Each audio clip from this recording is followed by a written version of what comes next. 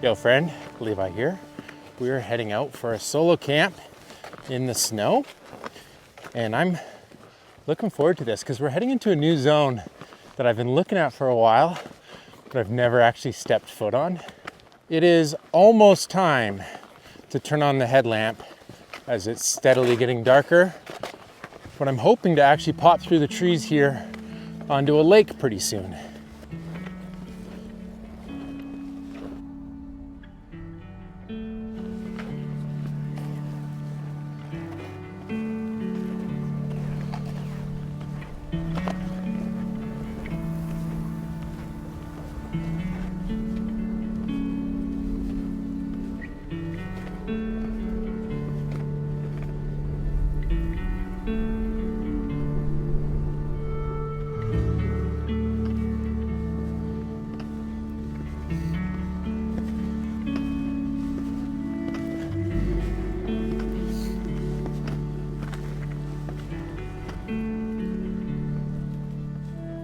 Man, there's something about crossing a lake in blue hour when there's a dusting of snow happening and you're heading out into a new spot that you haven't been before. There's something really good about that feeling.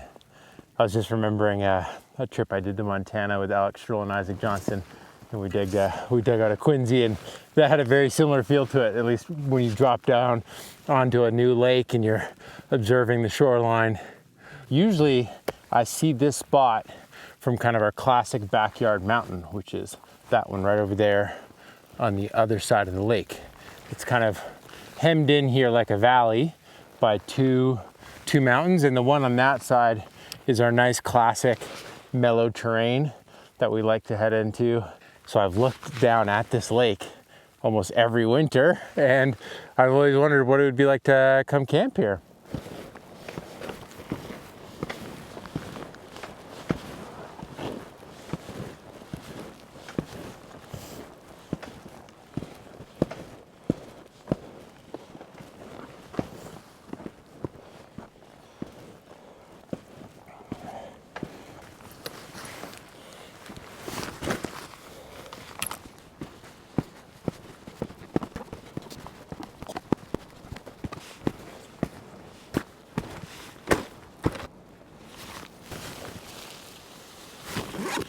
One benefit of winter camping I don't hear talked about often enough is that you don't have to carry up tent pegs. You get to save a couple 100 grams in tent pegs. And the reason for this is you can just take up reusable plastic bags, some Ziplocs. So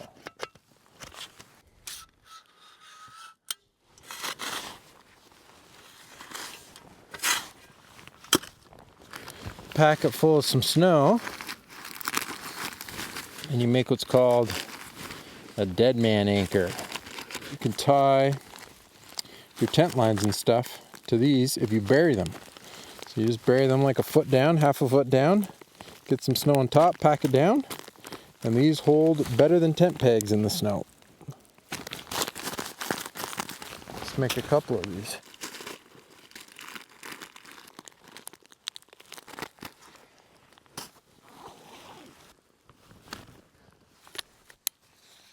Snow anchor, tie it around the tent, and we'll dig down a little bit and pack some snow on top.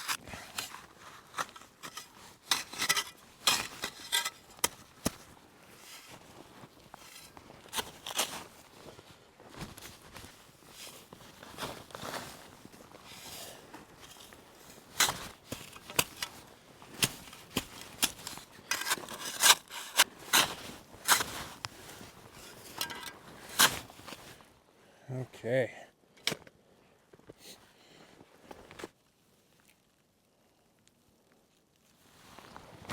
Now this is the feature that turns this tent into a personal favorite, especially when it's raining or snowing.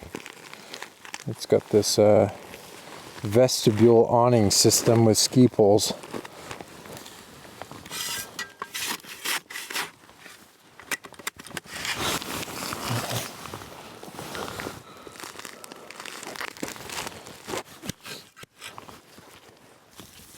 So it's kind of amazing the quality of life improvement you can get just by having a covered area that keeps you out of the elements and you can cook in it.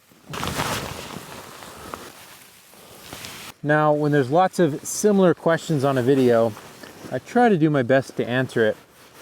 And the last time I used this tent in the winter, something that was kind of funny to me was there's two main responses that were polar opposite from each other. And so what happened on that trip, for those who haven't watched it yet, basically I got caught, well, not caught, but there was some intense 50 to 60 kilometer an hour winds overnight when I was camping on a summit. And it was forecasted when I left to be like 30 kilometer an hour winds, and those picked up while I was out in the backcountry. By the time I got to the summit that night, this cyclone thing they called it moved through, bringing about 60 plus kilometer an hour gusts. The perfect spot for wind to just tear at my tent all night, which made for quite an eventful night.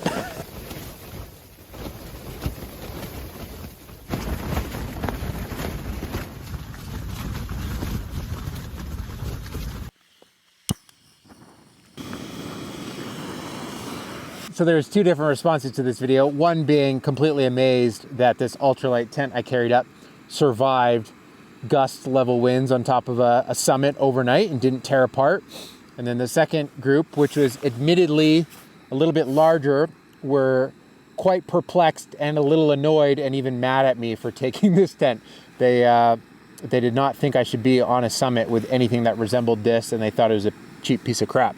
My opinion is definitely in line with the first group. I was completely thrilled that going into a scenario that you're kind of asking for trouble camping on top of the summit in the winter and getting way worse winds than you expect, which, yes, bad weather happens, and to have the tent hold up, and not only hold up, but hold itself together, I was completely beyond happy. And the second group, they're not wrong.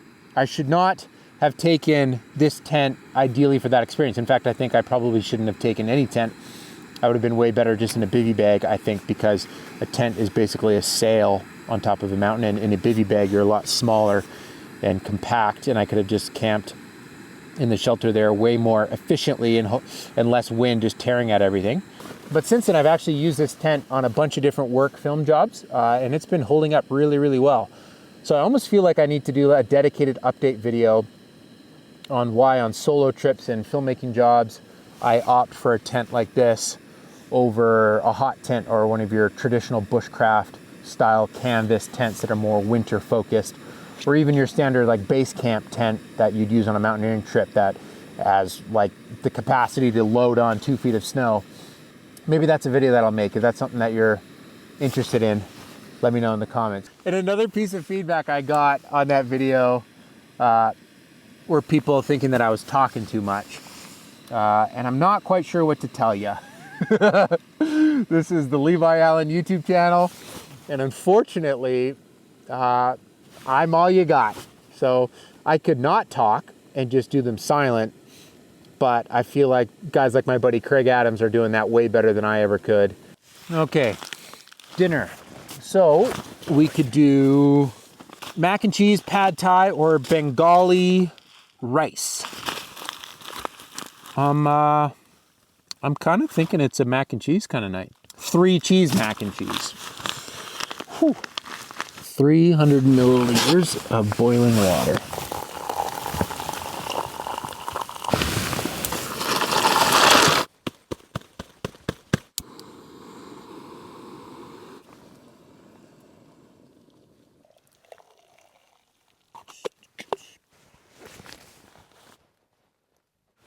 Okay. Well, thank you for being out here with me. I was working earlier today, and I kept looking out the window at the mountains covered in snow. Like, man, I want to go outside. I want to be in the mountains. I really value these times where I can get out like this.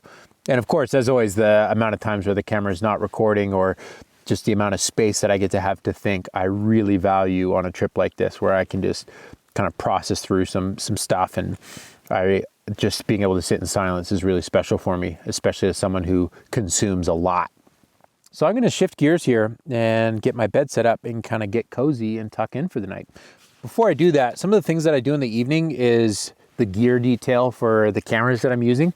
That's an aspect that I don't always talk about in detail as I'm making the video, but obviously managing the gear in the cold is all these kind of steps and processes to just kind of try to stay one step ahead. And I have this like umbrella system so that way the camera doesn't get snow in the lens or in the ports.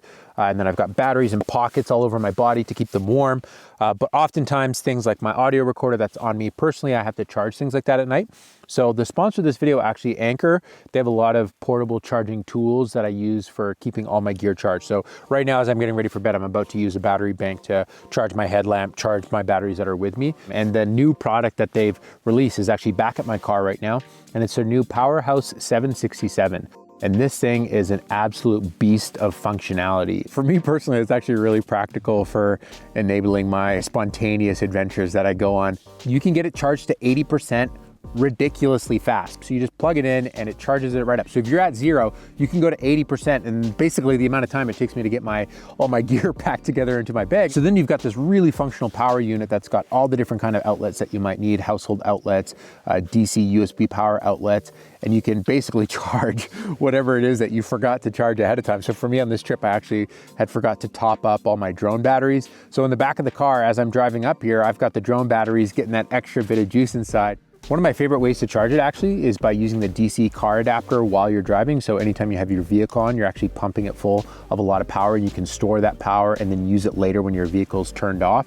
And of course, if you have sun, you can use solar panels. So they have these beautiful 100-watt solar panels that fold out and you can orient towards the sun. And then when you're out doing whatever your activities are throughout the day, it can be storing that power so you can use it later when you need to get everything recharged back at base camp.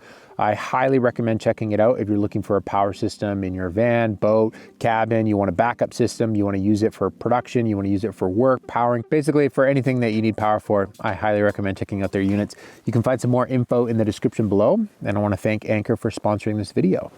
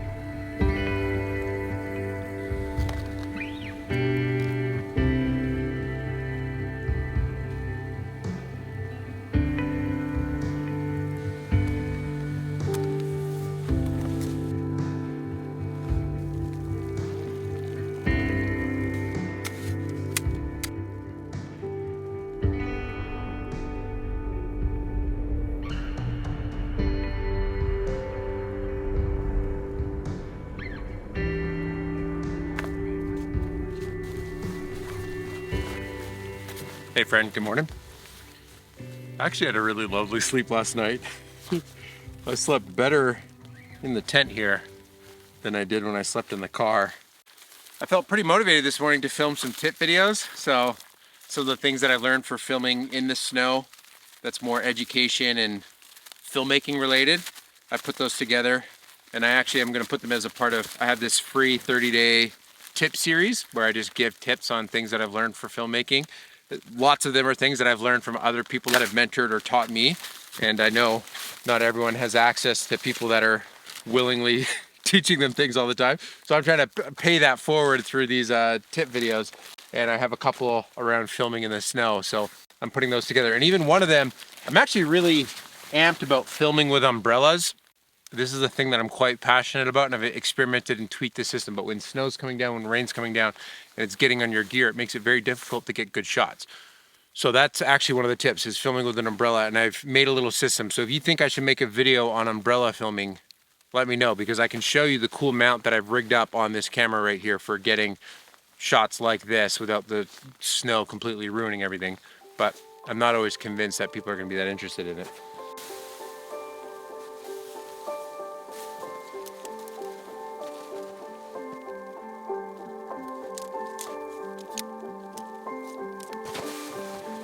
Okay, I've got camp packed up. I'm now going to make my way around to the other side of this mountain behind me. I'm gonna stash some of my weight, some of the heavier items in my bag, lighten up a little bit.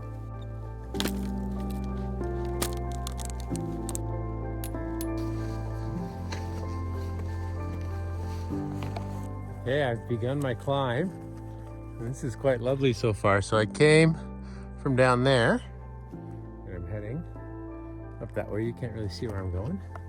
It's lovely as the snow's just sprinkling down. This feels so good to be out here.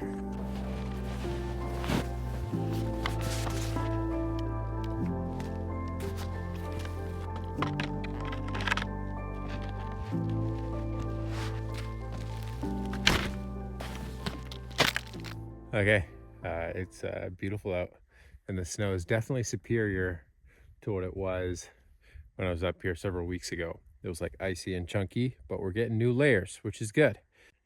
And if you enjoyed videos like this, I've got another playlist of some of my other winter videos that I'd love for you to check out. But I'm pretty keen to get some turns in.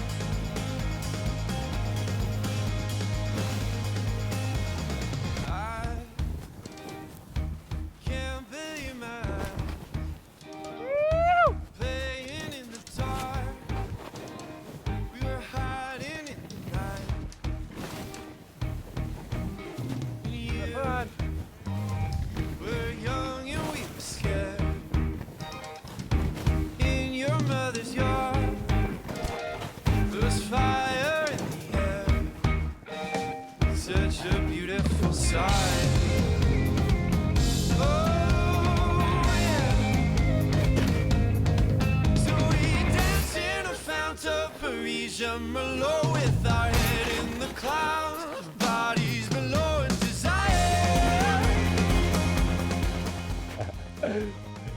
Well, I can confirm that was in fact a lot of fun.